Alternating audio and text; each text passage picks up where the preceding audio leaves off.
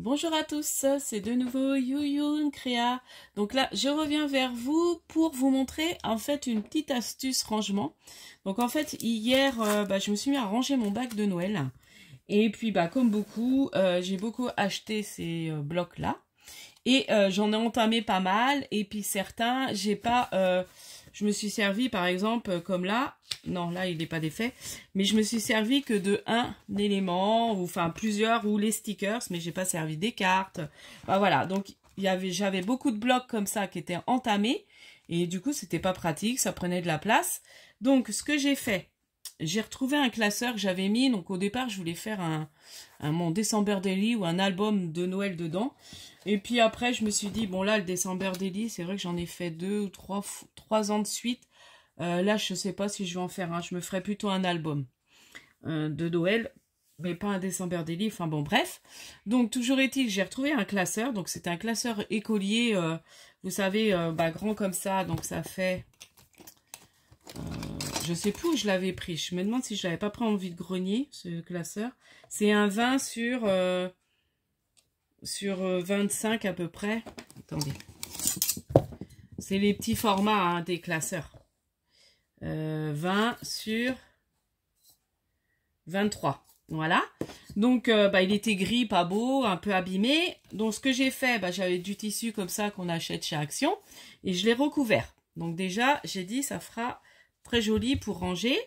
Ensuite, ce que j'ai fait, j'ai enlevé de mes blocs tout ce qui restait. Donc, vous voyez, sur celui-là, j'en avais plus beaucoup dans les rouges.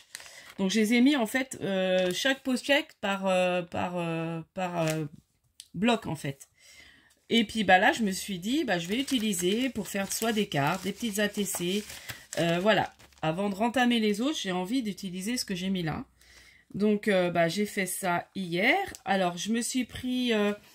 c'est les mêmes pochettes que j'achète pour faire mes rangements de dies. Donc, c'est des pochettes que j'ai pris chez Emma. Donc, vous voyez, donc j'ai fait toutes mes... alors, même les grands stickers, j'ai fait aussi... Alors, à un moment, pour pas tout défaire, ce que j'ai fait, j'ai découpé, vous voyez, comme ça. Comme ça, bon, il n'y a pas les tout petits éléments qui traînent. Et puis, comme ça, j'ai vraiment enlevé tout le bloc. Donc, il y en a que c'est un peu plus gros. Là, c'est vraiment un grand bloc de die cut que j'avais bien entamé, mais vous voyez, il y en a quand même beaucoup dedans. Il est fait un peu vintage. Là, c'est le bloc avec les petites souris. Bon, j'en avais utilisé pas mal, donc il me restait que ça. Là, c'est un autre bloc des cartes pour faire les cartes. Donc voilà, donc j'ai voulu faire comme ça. Donc là, c'est pareil. Donc je trouve ça super. J'ai dit, je vais partager ça avec les filles, enfin avec vous. Et du coup, c'est avec ces pochettes-là que j'ai pris chez Emma. Donc voilà, ça fait pas cher. Et surtout, gardez... Alors, qu'est-ce que j'ai fait? Voilà. Donc ça, j'aurai à remettre. Donc là, soit je mettrai quelque chose sur la couverture, ou je vais le laisser comme ça. Donc voilà pour cette astuce. Donc vous voyez, c'est tout simple. Et à l'arrière, vous avez ces petites cartes comme ça. Donc ça, surtout ne jetez pas. Moi, je me suis amusée à toutes les découper. J'ai mis dans des sachets et je vais vous préparer un tuto pour faire des mini embellissements avec ça. Donc voilà, j'ai mis aussi chaque bloc par thème en petits sachets. Donc il y en a, ils sont en forme un peu un peu forme timbre, donc on peut faire des faux timbres. Enfin voilà, coller pour faire des mini embellissements. Donc on fera ça ensemble, je préparerai un petit tuto et puis on fera ça ensemble. Donc voilà, j'avais envie de vous partager cette petite astuce. Donc voilà, c'est pas long et puis ça permet voilà d'avoir moins de place. Alors vous verriez, tous les blocs, j'ai dit non mais l'année prochaine j'achète pas en double quoi, ça sert à rien. J'ai dit j'en ai plein. Alors c'est vrai que quand ils sont beaux, on a envie de les acheter en double. Mais au final, on n'utilise pas tout quoi.